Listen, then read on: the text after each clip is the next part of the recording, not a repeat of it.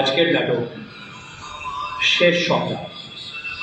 স্বামী বিবেকানন্দের জীবনের একেবারে অন্তিম সময়কে অবলম্বন করে নাটকটি রচিত হয়েছে। রচনা ও নির্দেশনায় শুভেন্দু পারি। অভিনয়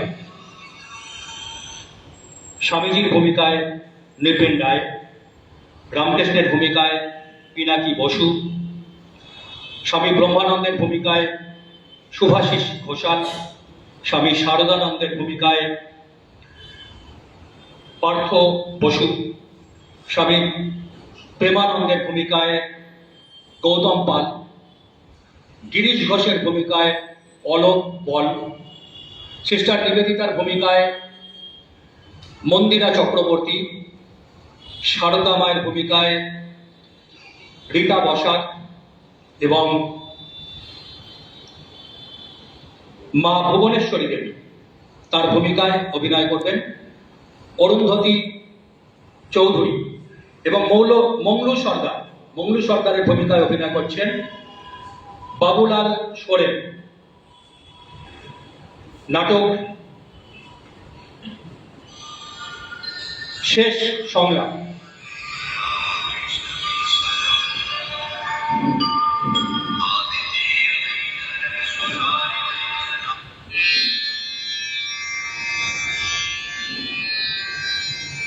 নাহি সূর্য নাহি জ্যোতি নাহি শশাঙ্ক সুন্দর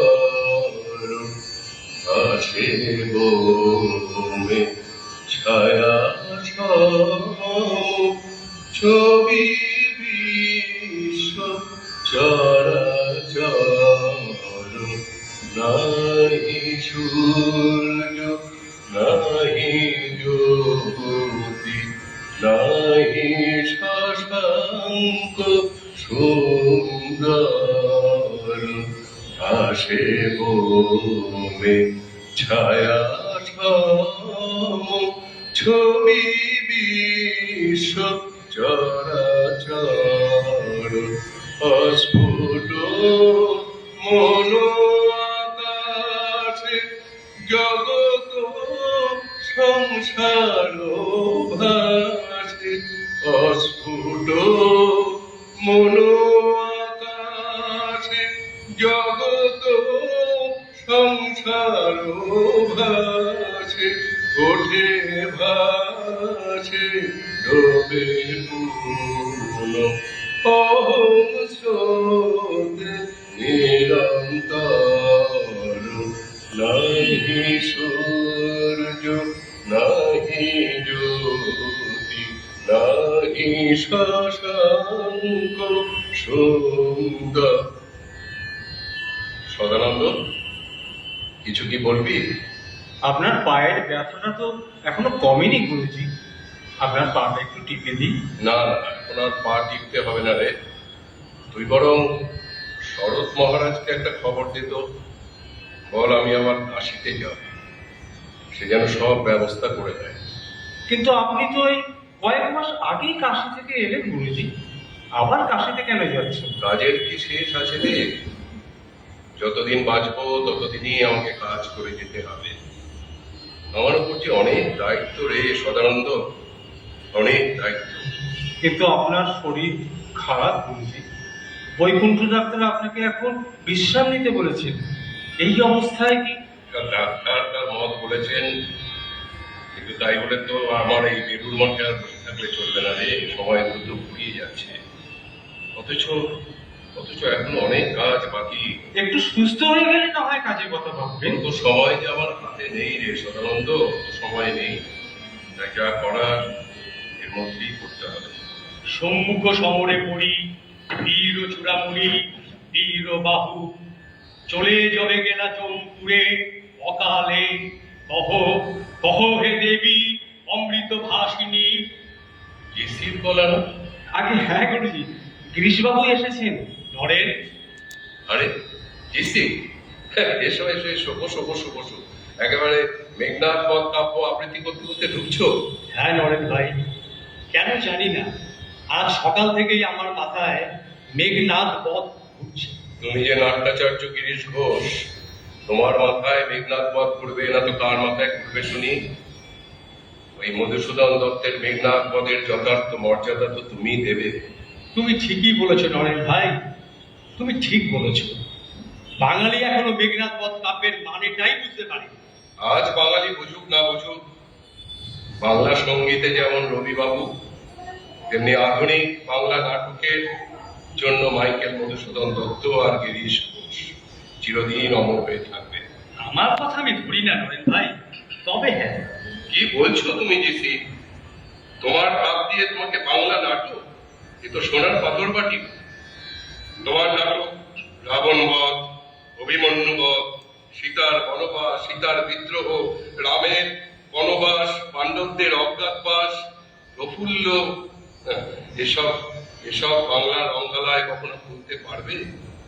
তারপর তারা সুন্দরী, গোলাপ সুন্দরী, বিনোদিনীর মতো বড় বড় অভিনেত্রী তুমি তৈরি করবে।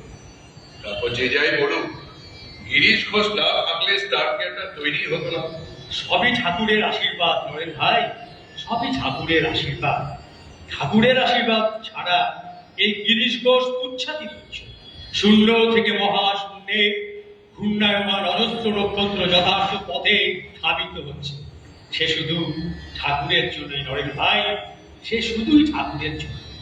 সদানন্দ, আদেশ করুন গুরুজি। জিসির জন্য ঠাকুরের প্রসাদ আর শরবত নিয়ে আয়।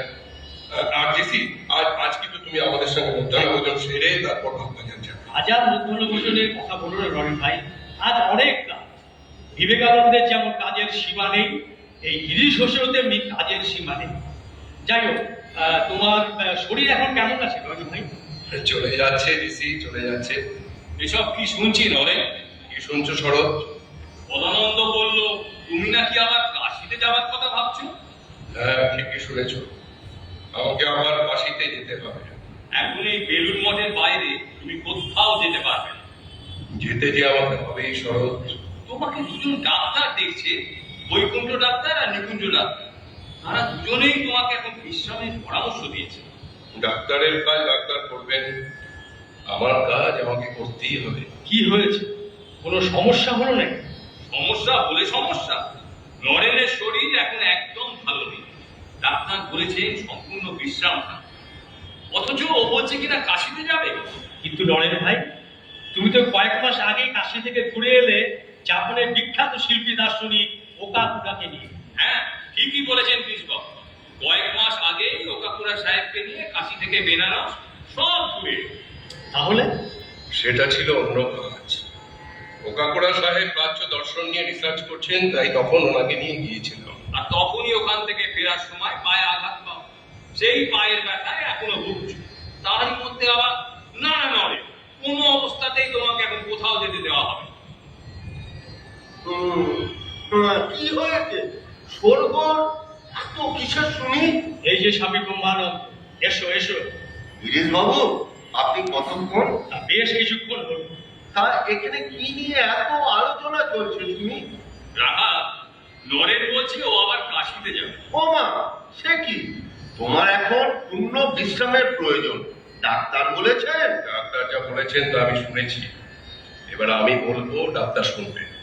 শোনো, কাশি আমাকে যেতেই হবে। আর তোমরা সকলেই ভুলে গেছো বোধহয় যে ভিঙ্গের রাজা আমাকে একটা মোটা টাকার চেক লিখে দিয়ে গেছিলেন। হ্যাঁ, সে তো জানি, সে কথা ভুলবো কেন? সে কথা আমরা কেউ ভুলিনি। ভিঙ্গের মহারাজা তোমাকে বলেছিলেন কাশীতে একটা মঠ নির্মাণ করতে। হ্যাঁ, সেই কাজকে তো ত্বরান্বিত করতেই আমার কাশিতে যাওয়া প্রয়োজন। সে কাজ হবে কোন? এত তাড়াহুড়ার কি আছে? কোনো কাজই তো আবহমান কাল ধরে ফেলে রাখা যায় না। কাশিতে যদি এর মধ্যেই মঠের কাজ শুরু করতে না পারি, তাহলে ভিঙ্গের রাজা আমাকে জোচ্চুর ভাববেন, আর সেটা তো তোমাদের পক্ষে খুব সম্মানের হবে না। এমনিতেই তোমরা জানো যে নরেন্দ্রনাথ দত্তের কুৎসা করার লোক জগতে কম নেই। লোকনিন্দাকে তুমি গুরুত্ব দিও না নরেন ভাই। পৃথিবীতে যারা বড় বড় কাজ করেছেন তাদের সকলেরই বদনাম হয়েছে। হ্যাঁ, আপনি ঠিকই বলেছেন কৃষ্ণবাবু। আমি তো ঠিক বলবোই, কারণ আমি নিজেই যে জ্বলন্ত উদাহরণ। বাগবাজারের এই গিরিশ ঘোষের নামেও তো কম দুর্নাম নেই। কিন্তু আমরা সন্ন্যাসী, আমাদের কেন মানুষ ভুল বুঝবে? কাউকে তো ভুল বুঝবে না নরেন, কাশিতে আমি লোক পাঠিয়ে দেবো। কাকে পাঠাবে শুনি? তার তারকদাকে আমি কাশিতে পাঠাবো। ওইখানে গিয়ে কি কি করতে হবে তুমি বুঝিয়ে দিও, তারকদা সব ম্যানেজ করে নেবে। বেশ, তবে তাই হোক। তারক দাদার ওপরই কাশীর মঠ নির্মাণের দায়িত্ব সব দেওয়া হোক। শুধু কাজটা যেন খুব তাড়াতাড়ি শুরু করা যায়। ভিঙ্গের রাজা যেন আমাদের কোনো রকম ভুল না বুঝে। ঠাকুরের নাম করো নরে, দেখবে সব ঠিক হয়ে যাবে। জয় শ্রীরাম কৃষ্ণ, জয় শ্রীরাম কৃষ্ণ, জয় শ্রীরাম। হে ঠাকুর, তুমি সহায় হও আমার বেটাদের। সেই কলকাতা থেকে কত দূরে এই জয়রামবাটিতে এসে পড়ে রয়েছি, কিচ্ছু খবর পাচ্ছি না কলকাতার। মনটা ভারী খারাপ লাগে মাঝে মাঝে। বেটারা কি করছে, কি খাচ্ছে, কিছুই বুঝতে পারছি না। সারদা, কে? ঠাকুরের গলা না? হ্যাঁ, আমি রামকৃষ্ণ গো। ঠাকুর, ঠাকুর তুমি এসো? অবশেষে সারদাকে মনে পড়লো তোমার ঠাকুর? তুমি ছেলেদের কথা ভাবছো সারদা? ভাবনি ঠাকুর, বেটারা আমার পড়ে রয়েছে সেই বেলুর মঠে, কুকি পড়ে আছে বাগ বাজারে, আর আমি এই জয়রামবাটিতে। চিন্তা হবেনি ঠাকুর? চিন্তা করুনি গো, চিন্তা করুনি। তোমার খুকি বাগ বাজারে এখন দিব্যি আছে। সে এখন মেয়েদের নিয়ে একটা স্কুল করার জন্য উঠে পড়ে লেগেছে। নিবেদিতা খুকি মেয়েদের নিয়ে স্কুল করবে? বাহ, সে তো বড় ভালো খবর ঠাকুর। এদেশের মেয়েদের সত্যি লেখাপড়ার বড্ড প্রয়োজন। এদেশের মেয়েরা বড্ড অসহায় ঠাকুর, বড্ড অসহায়। জীবনে যেমন সংসারের প্রয়োজন আছে, তেমন শিক্ষারও তো প্রয়োজন আছে। সেই জন্যই তো তোমার খুকি এখন স্কুল নিয়ে মেতেছে না। আর তোমার বেটাদের কথা কইছো, তোমার বেটারাও দিব্যি যে যার কাজে ব্যস্ত আছে। তোমার লড়েন, তোমার সড়ক, তোমার রাখাল, তোমার শশী, সকলেই যে যার কাজে ব্যস্ত আছে। আর আমার গিরিশ বাবা, আমার গিরিশ বাবা কেমন আছে ঠাকুর? সেও ঠিক আছে গো, সে তার থিয়েটার নিয়ে মজে আছে। গিরিশ বাবা আমার কাছে এসেছিল সাধু হবে বলে। বলে কিনা, মা আমাকে সাধু হবার অনুমতি দাও। আমি কিন্তু রাজি হইনি ঠাকুর। বেশ করেছো, বেশ করেছো, দিলে কাজ করেছো। গিরিশ বেটা মনের দুঃখে সাধু হতে চেয়েছিল। থিয়েটার করতে গিয়ে কত অপমান অসম্মানই যে তাকে সহ্য করতে হয়েছিল, তা শুধু ও আর আমি জানি। ওর কাছে থিয়েটার শিখে ওরই হাত ছেড়ে অন্য দলে চলে গেছে। ও দুঃখ পাবেনি। ও মা, সে কে গা আমার গিরিশ বাবার সাথে অমন করলো? সে কি আর একজন গো, কত লোক তার সাথে বেইমানি করেছে। গিরিশের কত প্রতিভা, কিন্তু কপাল বড় মন্দ। আমি চাই আমার বেটারা যেন সকলেই ভালো থাকে ঠাকুর। আমিও তো তাই চাইবো। মায়ের কাছে সব সময় কইতাম, মা গো, তোমার সন্তানরা যেন রসে বসে থাকে। মা ভবতারিণী আমার সে কথা শুনেছেন গো। গিরিশকে তুমি থিয়েটার করতে বারণ করনি সারদা। গিরিশের থিয়েটারেই শক্তি, থিয়েটারেই মুক্তি। ওটাই ওর পুজো, ওটাই ওর ধর্ম। আমার যে লড়াইকেও বড় দেখতে ইচ্ছে করে ঠাকুর। সে এখন কি যে করতেছে। সারদা, লরেন হলো সপ্তঋষির এক ঋষি গো। ওর কাজ শেষ হলে ও আর এক মুহূর্ত এই ধরাধামে থাকবে নি গো। ও চলে আসবে, ও চলে আসবে আমার কাছে। সে কি? তার মানে আমার লড়েন, আমার ঠাকুর, ঠাকুর, ঠাকুর।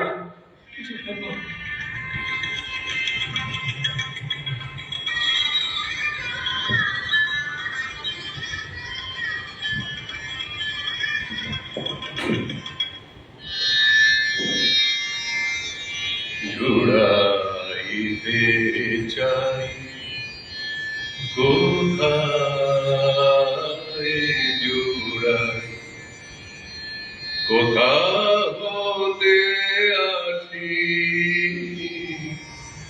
কোথা ভেসে যাই, ফিরে ফিরে আসি, কত কালি হাসি, কোথা যাই সদা ভাবি কোথায় জুড়াইতে চাই, কোথায় জুড়াই। এ খেলায় আমি খেলিবা কেন, জাগিয়ে ঘুমাই কুহাকে যেন, এ কেমন ঘোর হবে নাকি ভোর, এ কেমন ঘোর হবে নাকি ভোর। অধীর অধীর যে মতি সমীর, অবিরাম গতি নিয়ত গাই, জুড়াইতে চাই কোথায় জুড়াই, কোথা হতে আসি, কোথা ভেসে। আরে মঙ্গল সর্দার না? আরে ও মঙ্গল সর্দার! আরে স্বামীজি বাবা, সকাল সকাল তুই আমাদের গ্রাম দেখতে এসেছিস বটে। হ্যাঁ গো হ্যাঁ, মঠের জমির জঙ্গল তো তোমরাই সাফা করলে গো। তোমরা না থাকলে যে কি হতো মাঝে মাঝে তাই ভাবি। কেনে ভাবছিস স্বামীজি বাবা? এই কামটা করার জন্য আমরা তো টাকা পাচ্ছি বটে। টাকার কতটুকু পাও? এদেশের শ্রমিকরা কৃষকরা যা পরিশ্রম করে তা কারা করি তো তোমরা পাও না। সেটা ঠিক বলেছিস তুই। গা ভেতরে যত খাটনি হোক তত টাকা আমরা পাই না বটে, কিন্তু এই কাম তো ঠাকুর দেবতার কাম আছে না। সবটাই তো ঠাকুর দেবতার কাজ মঙ্গল সর্দার। এদেশের আসল ঠাকুর দেবতা তো তোমরাই। আমার গুরু বলতেন, নররূপী নারায়ণ, জীবে প্রেম করে যেই জন সেই জন সেবিছে ঈশ্বর। তুই তো আমাদের অনেক ভালোবাসিস স্বামীজি বাবা, কিন্তু সবাই তো আমাদের এত ভালোবাসে গেলা। আমরা গরিব সাঁওতাল আছি বটে, সেই জন্যই আমাদের মহাজনেরা খাটা এলিয়ে ছেড়ে দেয়। এক বস্তা কেন্দ্র পাতা তুলে দিলে ওরা আমাদের দুটো কড়ি দিয়ে ছেড়ে দেয়। ওতে আমাদের পেট চলে গেলাই তো। আমি জানি মঙ্গল সর্দার, আমি জানি, আমি সব জানি। এদেশে গরিব মানুষের নিচু মানুষের কোনো সম্মান নেই। এদেশের ওপর তলার মানুষরা নিচু তলার মানুষদের সব সময় পায়ের তলায় রেখে দিতে চায়। একদিকে ব্রিটিশ সরকারের জুলুমবাজি, আর অন্যদিকে এদেশের যোদ্ধার জমিদার আর মহাজনদের অত্যাচার। এই দুইয়ের সারাশি আক্রমণে তোদের অবস্থা তো সাথের করাতের মতো। কিন্তু দেখবি দেখবি একদিন ঠিক সময় বদলাবে। এই অত্যাচার চিরদিন থাকবে না, থাকতে পারে না। তুই বলছিস স্বামীজি বাবা? হ্যাঁ, আমি বলছি। কিন্তু কেমন করে এসব বদলাবে স্বামীজি বাবা? বিপ্লব বুঝিস? বিপ্লব, এদেশের মাটিতে বিপ্লব আসবে। বিপ্লব মানে কি তুই বলতে চাইছিস স্বামীজি বাবা? বিপ্লব মানে হলো অত্যন্ত দ্রুত আমূল পরিবর্তন।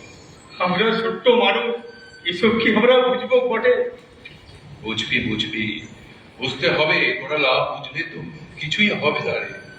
আমরা কি পারবে স্বামীজি বাবা? পারবি পারবি, তোরাই পারবি। পারতে তোদের হবেই। তোরা যদি না পারিস, এই পরাধীনতার শৃঙ্খল থেকে কে মুক্ত করতে পারবে না? কিন্তু আমরা তো গরিব মানুষ বটে। বিপ্লব আসবে তোদের মধ্য থেকে।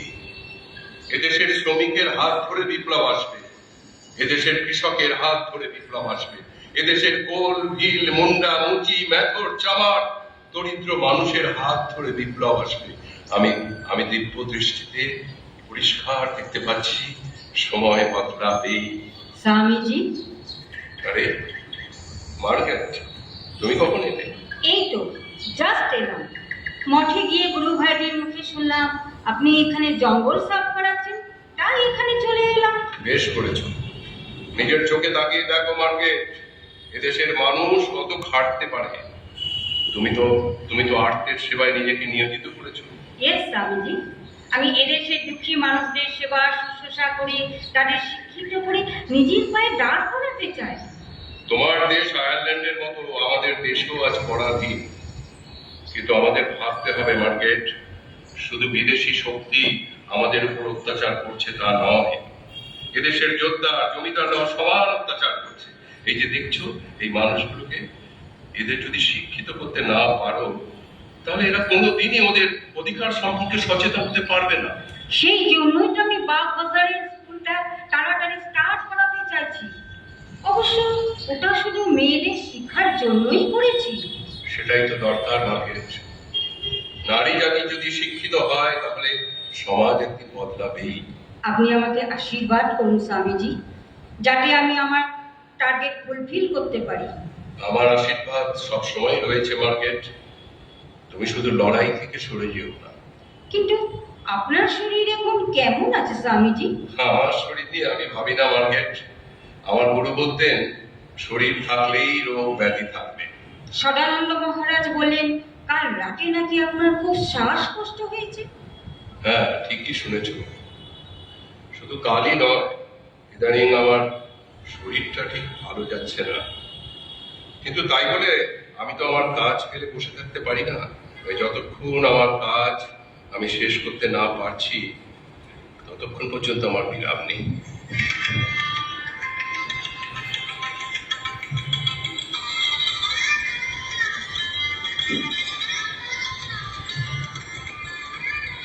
জয় বাবা বীরেশ্বর মহাদেব, আমার বিলেকে তুমি রক্ষা করো। শুনলাম ওর নাকি শরীর খারাপ। কতদিন ছেলেটাকে আমি চোখে দেখিনি। আমার অন্যান্য সন্তানরা তবু আমার কাছেই আছে, কিন্তু কিন্তু বিলে তো আমার কাছে থাকে না। ও যে সন্ন্যাসী মানুষ, জগতের সন্তান, জগতের কল্যাণে নিজেকে নিয়োজিত করেছে। তুমি ওকে দেখো ঠাকুর, ওকে দেখো। কে কে ডাকলো আমার? আমি মা। ও শরৎ এসেছো? এসো বাবা, এসো, বসো এখানে, এই আসনে বসো বাবা। কেমন আছো মা? এখন একটু ভালো আছি বাবা, তবে মাঝখানে শরীরটা খারাপ হওয়ায় গায়ে আর তেমন জোর পাই না। শরীরটা একেবারে ভেঙে গেছে। যাই হোক, তোমাদের মঠের কাজকর্ম কেমন চলছে বাবা? মঠের কাজ পূর্ণ গতিতে চলছে মা। বেলুড় মঠ ছাড়াও আরো অন্যত্র মঠ নির্মাণের কাজ চলছে। বাহ, খুব ভালো। তা তোমরা সকলে ভালো আছো তো বাবা? আমরা আছি একরকম, তবে নরেন। কি হয়েছে? হ্যাঁ, কি হয়েছে আমার বিলের? না না, নতুন কিছু হয়নি, তবে নরেনের শরীরটা তো ইদানিং ভালো যাচ্ছে না, পায়ে প্রচন্ড ব্যথা, তার উপর আবার রাত হলে আজকাল কোনো শ্বাসকষ্ট হয়। উমা, সে কি? তা ডাক্তার দেখছেন না কেন? দেখছেন তো, দুজন ডাক্তার নরেনকে নিয়মিত দেখছে, কিন্তু তবু কিচ্ছু করা যাচ্ছে না। আসলে নরেনের পরিশ্রমটা বড় বেশি হয়ে যাচ্ছে। তা বাবা, এত পরিশ্রম ওকে কেন করতে হচ্ছে? তোমরা সকলেই তো আছো। আমরা তো অনেকেই আছি মা, যে যার দায়িত্ব অক্ষরে অক্ষরে পালনও করছি, কিন্তু নরেন নিজে হাতে কাজ না করলে যেন শান্তি পায় না। এই তো বলছিল কাশি যাবে। মানে এই তো কয়েক মাস আগে কাশি থেকে ঘুরে এলো। জাপান থেকে কি যেন এসেছিলেন? কাকুরা সাহেব। হ্যাঁ হ্যাঁ হ্যাঁ, তাই তো শুনলাম। তারপর থেকেই তোর পায়ের ব্যথাটা শুরু হলো। সে ব্যথা এখনো যায়নি, তার মধ্যে আবার বলছিল কাশি যাবে, কিন্তু আমরা রাজি হলাম না। শেষে কথা হলো তারকদাকে কাশিতে পাঠানো হবে। যাই হোক, তোমরা ওর একটু খেয়াল রেখো বাবা। আমি জানি তোমরা সকলেই সন্ন্যাসী হয়েছ, তোমরা সকলেই জগতের কল্যাণে নিজেকে নিয়োজিত করেছ, কিন্তু বাবা, মায়ের মন তো মানতে চায় না। আমি যে মা। বুঝি মা, আমরা সব বুঝি, আর বুঝি বলেই তো তোমাকে দেখতে আসি। তোমার খবর দিয়ে নরেনকে দিই, আর নরেনের খবর দিয়ে যাই তোমাকে। জানো তো বাবা, এর মধ্যে একদিন নিবেদিতা এসেছিল। ও বলল বিলের কথা। ও বেশ উদ্বিগ্ন ছিল বিলের শরীর নিয়ে। ও বলছিল বিলের পরিশ্রমটা একটু কমানো উচিত। জানি না, কদিন আগে সিস্টার বেলুর মঠেও গেছে, নরেনের সঙ্গে তার কথা হয়েছে। আসলে সিস্টার নিজেও তো বেশ ব্যস্ত হয়ে পড়েছেন। শুনলুম বটে। এখানকার মেয়েদের জন্য ও একটা স্কুল তৈরি করছে। শুনলে আমি খুব খুশি হয়েছি। এখানকার মেয়েদের শিক্ষার বড় প্রয়োজন। সে দায়িত্ব যে ও নিজের কাঁধে তুলে নিয়েছে, সেটা তো কম বড় কথা নয়। বিদ্যাসাগর মহাশয়েরও তো সে একই স্বপ্ন ছিল, তাই না বাবা? হ্যাঁ মা, বিদ্যাসাগর মহাশয়, David Hare, drink water Vuitton, তারা সকলেই এদেশের নারী শিক্ষার জন্য অনেক অবদান রেখে গেছে। এখন সেই পথেই হাঁটছে আমাদের সিস্টার, আর সিস্টারকে এই দেশে নিয়ে আসার জন্য নরেনের অবদান অনস্বীকার্য। তাই সব কিছুর মূলে হলো নরেন। এখন আমাদের সকলের দায়িত্ব হলো নরেনকে সুস্থ করে তোলা। নরেন ঠিক থাকলে সব ঠিক থাকবে, আর নরেন বেঁচে থাকলে সব বেঁচে থাকবে।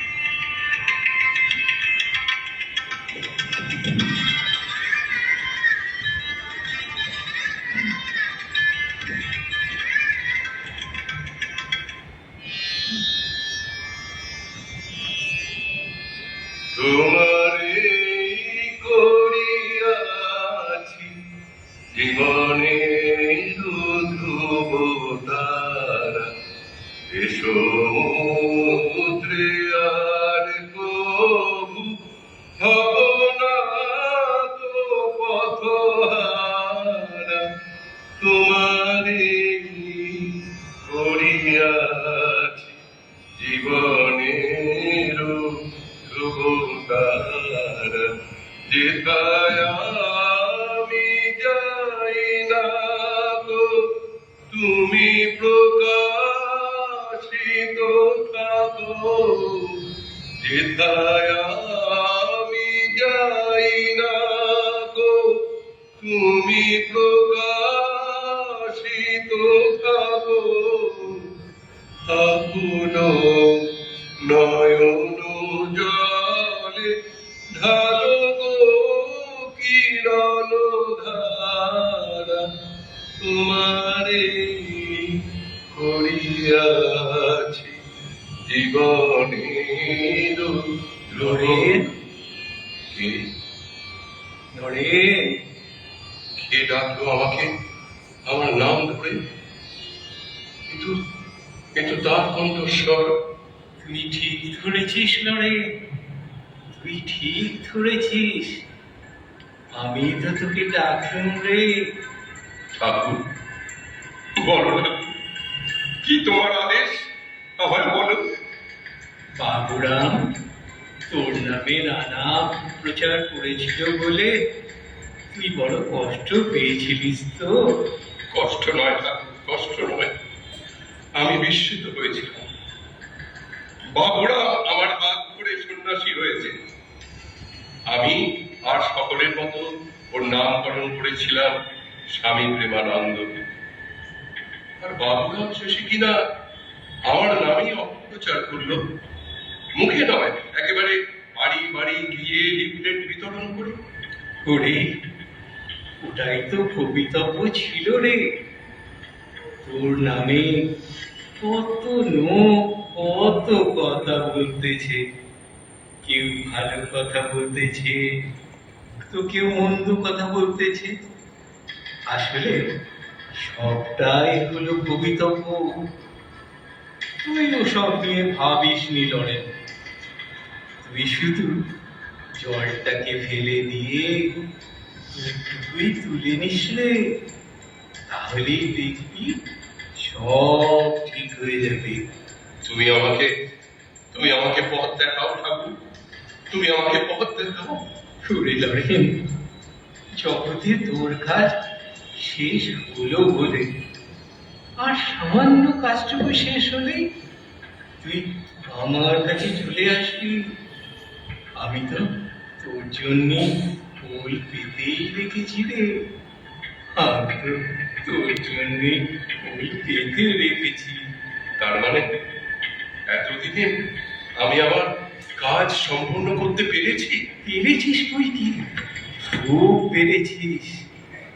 এবার তুই আমার কাছে চলে আসবি, মুখটাকে বেঁধে ফেল। কারো কথায় কান দিস নি লড়ে, তুই কারো কথায় কান দিস নি।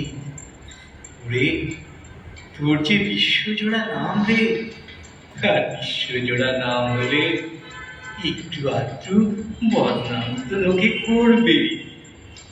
ওসব কথা তুই ভাবিস নে লড়ে, ওসব কথা তুই ভাবিস নে। আমার কাজ ছাড়া আমি আর কিছুই ভাবি না ঠাকুর, আমি আর অন্য কিছু ভাবতে চাইও না। তুমি আমাকে শক্তি দাও ঠাকুর, তুমি আমাকে মুক্তি দাও ঠাকুর, তুমি আমাকে দিয়ে তোমার কাজটুকু করিয়ে নাও ঠাকুর। তোর কাজ সাঙ্গ হলো বলে লড়ে, তোর কাজ সাঙ্গ হলো বলে। জয় মা, জয় মা, জয় মা, জয় মা, ঠাকুর, জয় মা, ঠাকুর, জয় মা। ঠাকুর। কি হলো নরেন? এই যে রাখা, তুই কখন এলি? আয় আয় আয়, স্বামী ব্রহ্মানন্দ আয়, বস বস আমার পাশে। এই গঙ্গার ধারে বসে তোমার শরীর এখন কেমন লাগছে নরেন? আমাকে আর আমার শরীরের কথা মনে করাস না রাখা, যত শরীরের কথা মনে করবো ততই রোগ আমাকে চেপে ধরবে, তাই ওসব নিয়ে আমি আর ভাবতে চাই না রে। কিন্তু তুমি যে এত কষ্ট পাচ্ছ, একদম মাকে বলো না। ঠাকুর যখন ভয়ানক কষ্ট পাচ্ছিলেন না, তখন আমিও তাকে বলেছিলাম, জানিস, মা তো আপনার কথা শোনেন, আপনি একবার মাকে বলুন না, যাতে আপনার সব রোগ যন্ত্রণার উপশম হয়। তখন ঠাকুর কি বলেছিলেন জানিস তো? জানি তো, ঠাকুর বলেছিলেন নিজের জন্য কিছু চাইতে বড় স্বার্থপর মনে হয়। ঠিক তাই, আমিও মায়ের কাছে আমার নিজের জন্য কিছু চাইতে পারবো না। কিন্তু তোমার এত কষ্ট দেখলে আমাদের বড় কষ্ট হয় নরেন। সবকিছু নয় রে রাখা, আসলে কি জানিস, আমার আত্মাটা দিনে দিনে এত বড় হয়ে যাচ্ছে যে আমার এই শরীরটা তাকে ধারণ করতে পারছে না রে। আমার আত্মাটা এবার এই শরীর ছেড়ে বেরিয়ে পড়তে চাইছে রে। তুমি কি বলছো নরেন? তোমার এই সামান্য বয়স, এখনো 40 সৌনি, এখন এসব চিন্তা কেন করছো? এটা কোনো চিন্তা নয় রে রাখা, এটা আমার উপলব্ধি। মিলিয়ে নিস আমার কথার সত্যতা, আমি 40 বেরোবো না। থাক এসব কথা এখন থাক। আসবে কেন? যা সত্য তাকে তো মেনে নিতেই হবে রে। শোন স্বামী ব্রহ্মানন্দ, আমার মৃত্যুর পর ঠিক ওই জায়গায় আমাকে দাহ করবি। ওপারে গুরু আর এপারে শিষ্য। নরেন এসব কথা আর আলোচনা করো না। তুমি একটা বট বৃক্ষের মতো, তোমার সান্নিধ্যে বহু মানুষ ছায়া পাবে, স্নিগ্ধতা পাবে। শুধু এটুকু বলতে পারি, জগতের কল্যাণ